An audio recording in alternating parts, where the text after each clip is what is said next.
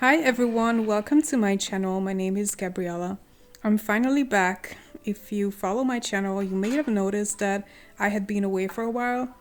I will talk more about that later, but first I will give a quick intro to what I will be drawing today. I went for a walk around my neighborhood on a Monday evening after work. It was a beautiful summer day, shortly before golden hour, and I got really inspired by the view that I was seeing. I live in the northern suburbs of Budapest called Aquincum, which is part of the 3rd district. Apart from the fact that it was literally built on top of an ancient Roman city, it's kind of a unique place to live. On one side of the road, you have this very urban area with grey block houses made out of concrete, which is where I live. And on the other side of the road, the city literally ends, and all you have is wilderness. It took me a grand total of a 10-minute walk to get here from my neighborhood. I love that it's so accessible. I can just come out here to relax whenever I want. So back to the drawing. I'm currently sketching out the view of that path leading across the meadow. I will be using Stabilo Woodies crayons wet on Fabriano Studio cold press watercolor paper. For the preliminary sketches, I'm using the brown crayon instead of a colored pencil, which is what I normally use for sketches. The lines will dissolve and disappear as soon as I wet the paper. I use these crayons a lot, and I frequently feature them on my channel in the hopes that other people would get inspired as well to try out some watercolor crayons. I have a couple of sets at this point, but lately the Stabilo Woodies have been my absolute favorites. They are very pigmented and versatile. They only come in 24 colors, but they mix really well, so I really don't mind having a limited palette. I like to layer several colors on top of each other to get the exact shade that I want. Since it's cold pressed watercolor paper, not all the pigment will be fully dissolved, but that's something I really don't mind. In fact, I really enjoy experimenting with textures that I can achieve while using these crayons. Now I will talk a little bit about my break.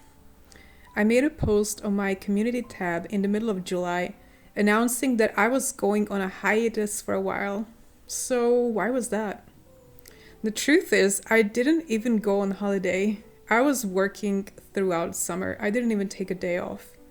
I'm actually planning to take my summer vacation in September. And I think that's exactly what the main reason is. The last time I took a week off was in the winter. As some of you may know, I started a new job in March, got trained up for that job, and now I'm doing that job full time. As any new workplace, it was kind of intense in the beginning. There were also weeks when I worked overtime.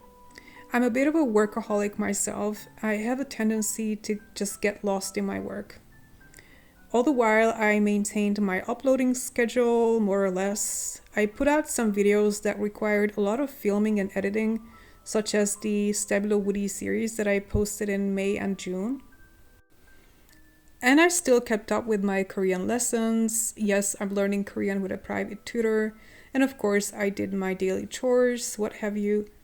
And after a couple of months, I started to feel immense pressure whenever I thought about what I was going to upload next.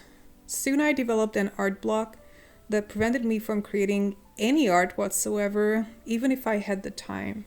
To be honest, I had also neglected my health. I really needed to put more effort into my diet. I hadn't done any sport in a long time. I had put on a lot of weight during COVID that I never lost, and that also really bugged me. So long story short, it was time for a change. And that change is kind of complex, but what I was definitely sure about is that I needed time away from social media. I needed to reduce my screen time and not compare myself to others, whether it be art skills, language skills, or physical fitness. I just needed to be a bit more organized and make a genuine effort for myself. I also wanted to get this pressure off of my shoulders to put out quality content every single week. I'm not even monetized. I make zero money off of YouTube. I have a full-time job that earns me a living. It literally means nothing whether I'm picked up by the algorithm or not. I don't have a ton of following, but I do have regular viewers, which I really appreciate. Honestly, thank you so much for your support. And last but not least, I wanted to create art that's not content, if you will. Just sit down and paint for myself. That I'm not going to post anywhere. And instead of putting a lot of energy into editing or trying to figure out what to post next, to simply work on my art skills. I know my weaknesses. I know where I need to improve. And I feel like I haven't made much progress this year. I wanted to change that. So that's about my break.